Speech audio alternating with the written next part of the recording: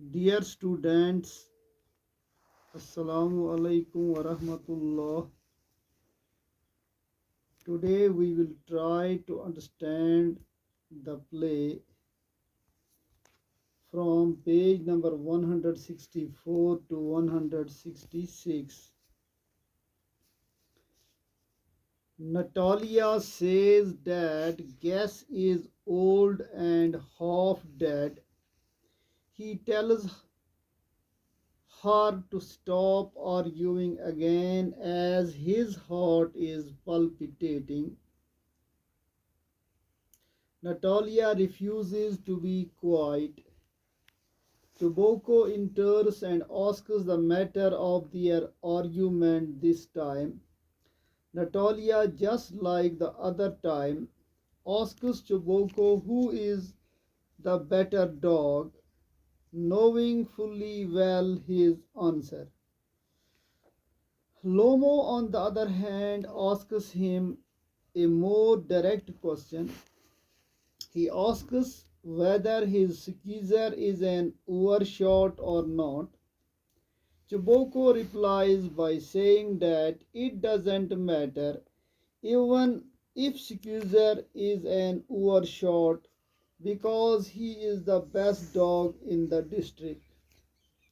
Lomo, being unshakable about his opinion, still thinks Gas is better and asks Chuboko the same.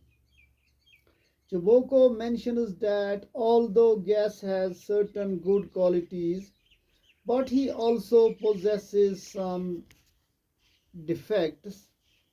He is purebred, firm on his feet, has well sprung ribs, and all that, but on the other hand, he is old and short in muzzle. Lomo refuses to accept it and listing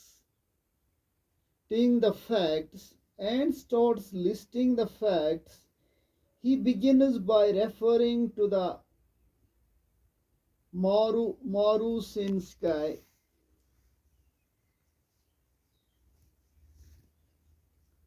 hunt where Gas gave a good competition to the Count's dog, but Skeezer was running far behind.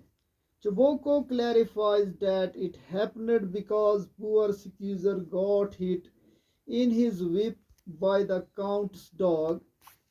Lomo even mentions that the dogs were running after a fox unlike Skeezer, who began troubling a sheep. Chuboko refuses to agree and mentions that if they continue to argue, he may very easily lose his temper. Thus, he suggests on ending the heated discussion.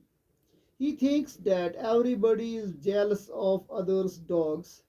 Also, he is very well aware how Lomo will carry on the argument by pointing out stuff, but he too remembers everything. Lomo exclaims that even he remembers everything.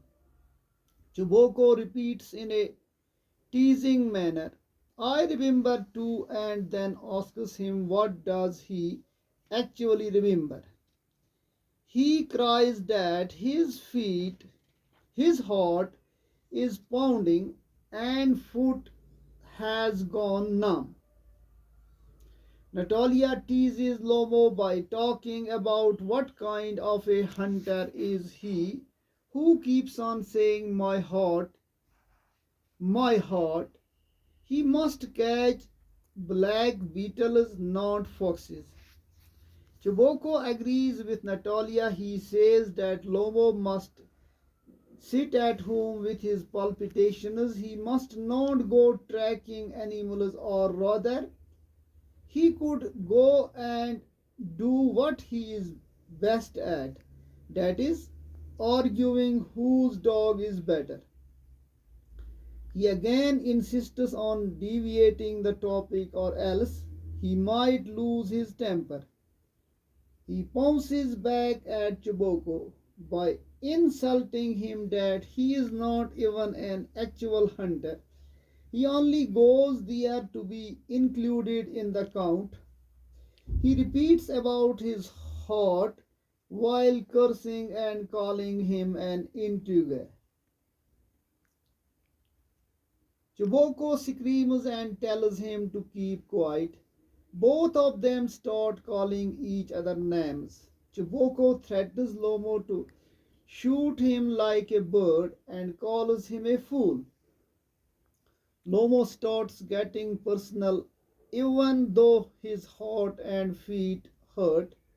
He specifies that it is well known that his wife used to beat him. Chiboko in return says that everyone knows that he is under the control of his housekeeper. Lomo's heart feels like it's burst and his shoulder came off. He suddenly falls into a chair and calls for a doctor. Chiboko doesn't stop cursing him while drinking water. Even Natalia doesn't stop cursing and she suddenly notices that Lomo is lying still as if dead. Natalia, while holding his sleeve, anticipates that he is dead. While panicking and crying, she asks her father to call a doctor. Chuboko asks Natalia what happened. Natalia cries that Lomo is dead.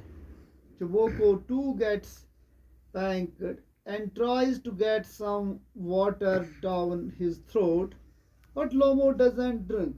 He concludes that Lomo is dead and starts cursing himself. He considers himself the most unhappy and wonders why he hasn't cut his throat or pulled a bullet into his brain yet.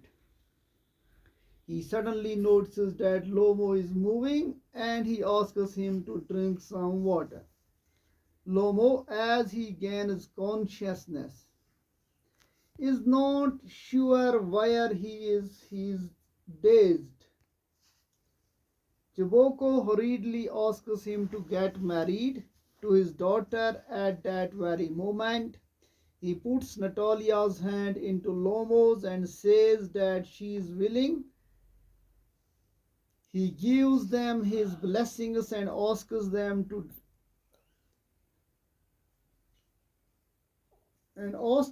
to leave him in peace and all that.